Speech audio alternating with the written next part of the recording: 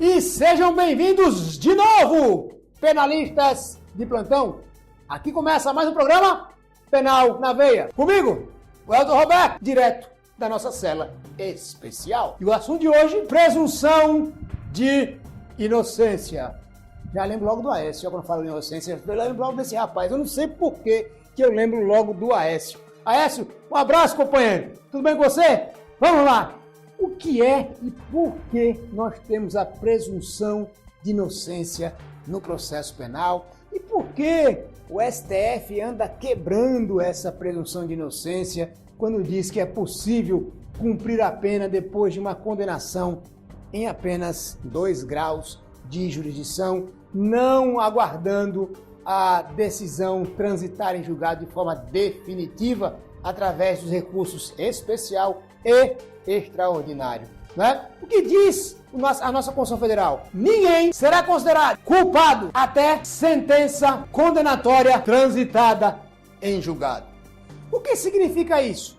Eu não posso, de maneira alguma, considerar alguém culpado sem que a sua sentença penal condenatória possa ter passado por todos os graus de jurisdição, inclusive o extraordinário, através do STJ e do STF.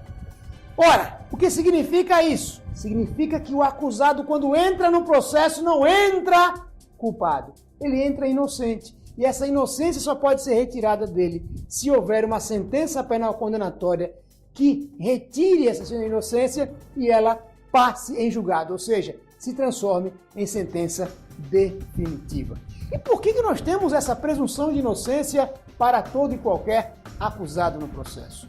Primeiro, porque nós temos que demonstrar e relembrar a história do processo. Quando é que surge a história do processo? É uma data muito interessante, eu lembro muito dela, é um ano interessante, é o ano em que nasceu minha sogra, 1215, século XIII, né? Lá, só que ela não nasceu na Inglaterra, ela não teve essa nobreza.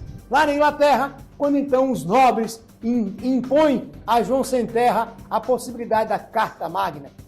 E aí alguns dizem que nasce a ideia de devido processo legal. Não, nasce a ideia embrionária de legalidade. Ali dizem, olhe, você só poderá perder os seus bens ou a sua propriedade senão através da legalidade. Bom, isso começa a dar a ideia de que o processo é uma garantia do acusado contra o Estado que quer puni-lo. Se é uma garantia do acusado contra o Estado que quer puni-lo, significa então que o processo vai garantir que o acusado entre no processo inocente e saia dele inocente se o Estado não conseguir provar. Aí, que tipo de prova, meu amigo Tiago? Uma prova beyond a reasonable doubt. Ó, a tradução de novo. Beyond a reasonable doubt. Pode ser o pessoal do Homem-Aranha falando inglês, aquela coisa toda. Além de uma dúvida razoável. Ou seja, não basta que seja qualquer tipo de prova. Essa prova tem que ser uma prova contundente, como dizem os italianos, uma prova eficiente, uma prova concreta, uma prova do grau de culpabilidade. Ou seja, os indícios de culpabilidade, sejam eles fracos ou débeis, não podem forjar uma condenação. Mas que haja uma efetiva e prova eficiente da culpabilidade. Aí sim, e essa sentença passar em julgado, então ele deixa de ser considerado inocente e vai cumprir pena. Olha só, então a presunção de inocência ela é gerada dentro do processo como uma garantia de todo e qualquer cidadão, minha, do Tiago, do Aécio, do Joerley, do Temer, de todos, né? Do Alfredinho, do Manuelzinho, de todo mundo, de você que está aí, da minha sogra que está em casa. Eu acho que ela está assistindo não, ela não se inscreveu não, foi, Tiago? Não? Eu vou dar uma pesquisada aí se é minha sogra que se inscreveu no canal. Mas até dela! Todos nós somos inocentes até que uma sentença penal condenatória transite em julgado. E tem uma questão que envolve também a presunção de inocência, que é a divisão do ônus da prova no processo penal. Ora, se eu sou inocente, se eu entro inocente no processo, significa que eu não preciso provar absolutamente nada. A quem cabe a prova no processo?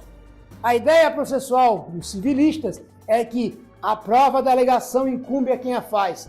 Eu não faço alegação de inocência, eu sou inocente por presunção constitucional. Logo, se eu sou inocente por presunção constitucional, não é alegação minha, mas alegação do próprio estamento, do próprio Estatuto Constitucional, da nossa Carta-Mãe, então eu não preciso fazer prova disso. Isso faz uma divisão do ônus da prova e impõe ao Estado acusador, no caso o Ministério Público, que ele consiga provar que o acusado cometeu um fato típico, ilícito, culpável e que é punível.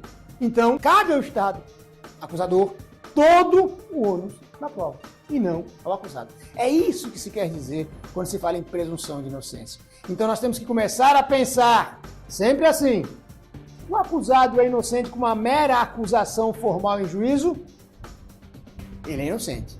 O acusado é inocente com a instrução criminal, onde eu ouvi 3 testemunhas que disseram que ele é culpado? Ele é inocente. O acusado é inocente com uma sentença de primeiro grau de um juiz que diz que ele é culpado? Ele é inocente. O acusado é inocente com o acordo do tribunal que confirmou a sentença penal condenatória de primeiro grau? Ele é inocente.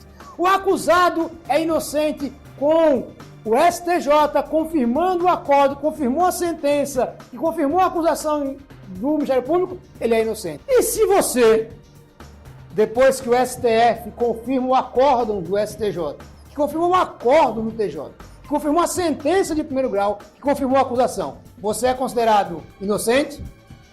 Não. Culpado. Então, rememorando, depois que o STF confirmar a decisão condenatória, e aí não cabe mais recurso, ele passa a ser, então, considerado culpado. Antes disso, não. É lógico, tá pensando o pessoal aí do outro lado, mas calma aí, Ué, significa que tem que chegar sempre no STF? É lógico que não. Até porque nós sabemos que os recursos, e vai ser matéria de análise e estudo aqui na nossa sala de aula, os recursos são recursos disponíveis e voluntários. Então não há uma obrigação do acusado recorrer. Ele pode simplesmente, após a sentença de primeiro grau, se conformar com a sentença e não recorrer. Mas ele vai ter que esperar passar o prazo recursal sem recorrer para que transite em julgado. Então, haverá um tempo para a sentença passar em julgado e aí sim, após a sentença de primeiro grau, que ele não recorreu, ele passa a ser considerado culpado. Após o STJ confirmar o acordo, confirmou a sentença, confirmou a acusação, que ele não recorreu ao STF, ele passa a ser considerado culpado. E após o STF, ele não tem mais recurso, ele já é considerado culpado. Aí só uma polêmicazinha agora. E por que o STF, então, autorizou que as pessoas comecem ou iniciem cumprir pena depois que os TJs, ou seja, os tribunais de justiça do país, confirmarem a sentença em segundo grau? Porque o STF está relativizando o princípio da presunção de inocência que, na meu ver, agiu mal, malíssimo. Aliás, o STF tem sido... Desculpa aí, o STF tem agido muito mal ultimamente, viu? Então, assim, não se pode falar em relativização da presunção de inocência. Por quê?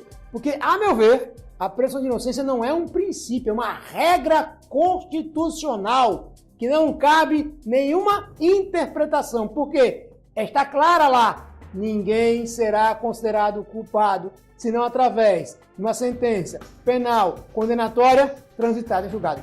Qual é a interpretação que se faz disso? Então, não me venham colocar que a demora processual, que a mora processual em chegar ao trânsito em julgado, ela deve ser motivo para relativizar a presunção de inocência, que não é. Logo, o acusado entra no processo e sai do processo inocente se o Estado não conseguir chegar a uma sentença penal condenatória transitada em julgado. E fazer com que ele cumpra a pena. Antes disso, é mitigar um valor que é muito importante para o processo, garantido historicamente como uma forma de fazer com que o acusado não submeta ao poder estatal antes da sua força imperativa, que é a sentença condenatória para cumprir pena, com trânsito julgado. Valeu? Acho que por enquanto deu, né, Tiago? Podemos ir embora? Podemos sair da cela? Podemos trazer o lanche? Então, pessoal, você que gostou, que curtiu, que compartilhou, muito obrigado. Você que não fez nada disso e chamou a sogra para poder assistir em dose homeopática 5 vezes ao dia, também muito obrigado. Vamos lá? Penal na veia. Um forte abraço. Voltamos com outras coisas. E você, se quiser, dê sua dica. Diga o que você quer falar, o que você quer saber. Ah, vai ter uma prova. Ei, aluno, você vai ter uma prova. Qual é o assunto da prova? Manda pra gente, a gente vai fazer uma aula especial para você. Você vai passar no concurso, vai vender Herbalife? Manda o assunto, a gente também vai fazer uma aula especial para todos vocês. E eu esqueci, posso falar já agora aqui? Vejam bem, eu vou fazer uma loucura, que é disponibilizar para todos vocês o WhatsApp do nosso programa. Posso colocar o WhatsApp agora? 82999714303. É só mandar pra gente, eu respondo com o maior carinho do mundo. Um forte abraço, um grande beijo e até o nosso próximo encontro. Penal na veia, comigo, o Elton Roberto.